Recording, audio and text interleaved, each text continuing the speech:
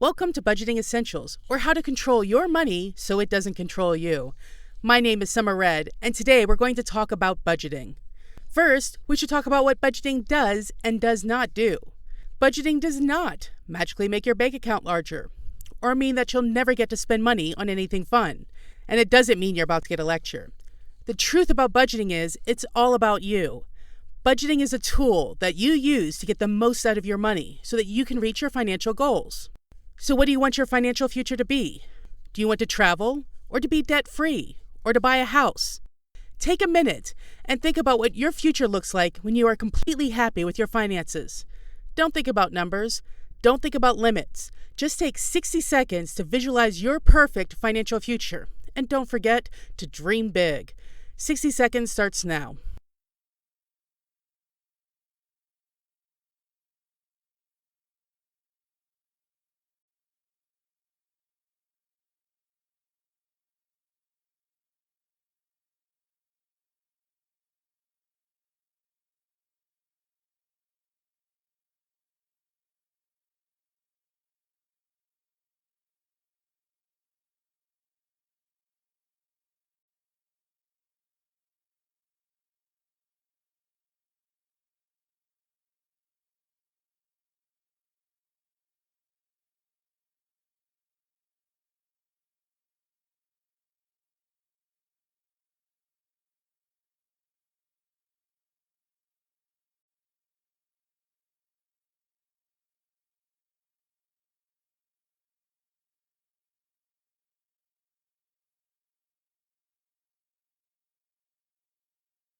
By now, you should have come up with at least the start of a financial vision.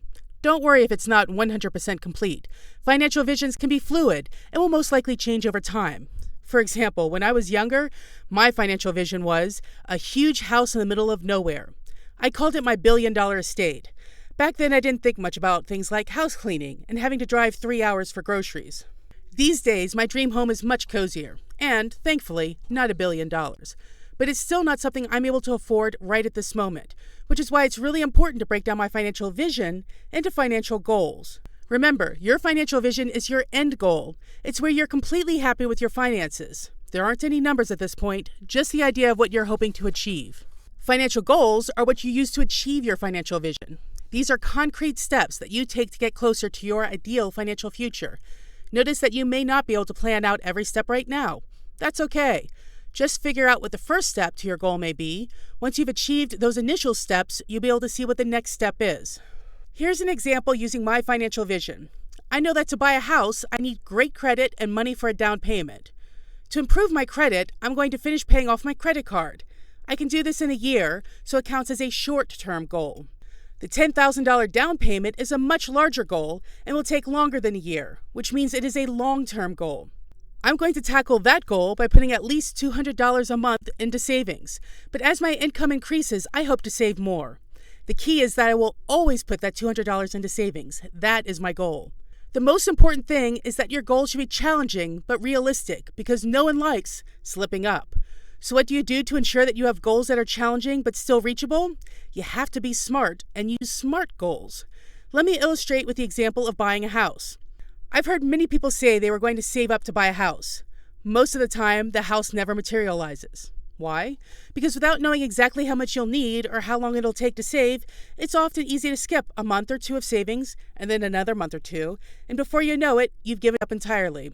On the other hand, a SMART goal is intentionally designed to be achievable by making that goal specific, measurable, attainable, realistic, and time-bound. In the case of my long-term goal of saving for a down payment for a house, the goal is specific because it is clearly defined. The amount of $10,000 is measurable, which gives me a clear way to track my progress. I do have the capacity to save on a monthly basis, so it is attainable.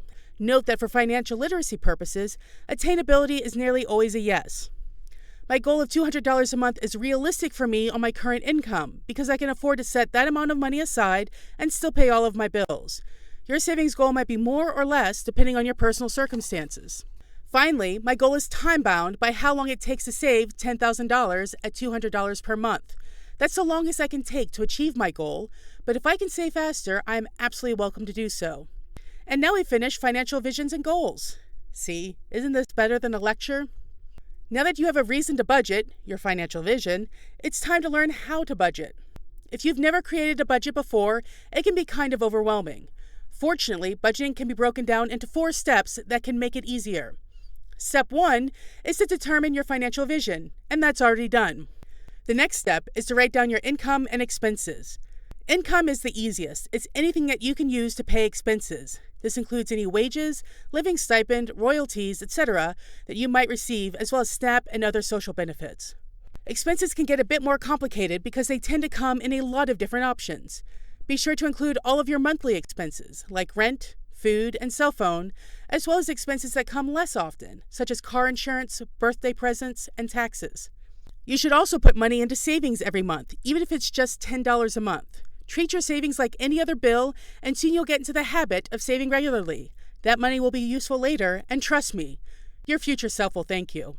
Step 3 is to create your budget. Start by either creating a budget template or by finding one online. There are literally millions of options out there. Once you've found a template that you like, fill it in with your income and expenses. Do this for a whole year rather than just for 1 month. It's easier to remember those occasional expenses if you're looking at a year at a time. Finally, be sure to add up all of your expenses and subtract them from your income. If you're spending more than you're making, you'll need to make adjustments to your spending habits. If you're only spending a few dollars more than you make, you might be able to fix it with small changes, such as being more careful with your electric usage or going out to eat less. If you're spending a lot more than you make, you'll need to consider larger changes, such as potentially getting a roommate or moving to a cheaper home. Whatever your choices are, remember that they are your choices and should reflect your priorities. Only you know what will work for you. The final step is to track your spending. The easiest way to do this is to use a blank copy of your budgeting template. Just write in the actual amount that you spent in each category. At the end of each month, compare your actual spending to what you budgeted. If you spent more than planned, ask yourself whether it was a special circumstance, like your car broke down or someone is getting married and needed an engagement present, or if it's something that's happening regularly, like you buy twice as many coffees as you budgeted for. If it's a one-off, leave your budget as is. If it's something that's happening consistently, however, you should adjust your budget to accommodate the higher expense. Keep in mind that this might require reducing an expense somewhere else. It's all about priorities. Now you know how to budget. Piece of cake, right? Maybe a few tips will help. First of all, don't start with numbers. If you don't have a clear financial vision, it's easy to get bogged down with numbers and just give up on budgeting entirely. Remember, if you don't know where you're going, it's impossible to get there. For the next tip, save a big cost that happens on occasion, like car insurance or holiday presents, and imagine that this orange is that cost. Consider splitting it up. By saving a little bit each month, you can avoid having to absorb a big expense all at once. For example, say you plan on spending $300 on Christmas presents this year. The end of the year can be expensive for a lot of reasons, and you don't want to have to worry about $300 on top of travel and holiday food. Instead, you start saving in June and plan to save through November. This means that you have 6 months to save $300. That means you just have to set aside $50 per month to reach your goal. Much easier. One last tip. Many people have to budget without firm numbers. For example, an hourly worker who doesn't have set hours will get a different paycheck each week. And most people will find their utility bills changing from month to month. In cases like these, you should budget low for uncertain income and high for uncertain expenses. Usually the easiest way to do this is to take the lowest paycheck you've gotten while at a job and assume that is what your paycheck will always be. For utilities, budget each month for the highest bill. This should give you some padding each month, which will hopefully mean you'll end the month with a bit more money than expected. If that happens, reward yourself. One option is to put half of the extra money into savings and use the other half of the money for something fun. Congratulations! You've taken your first step on the path to a more secure financial future. Keep it up, and you'll find that the possibilities are limitless.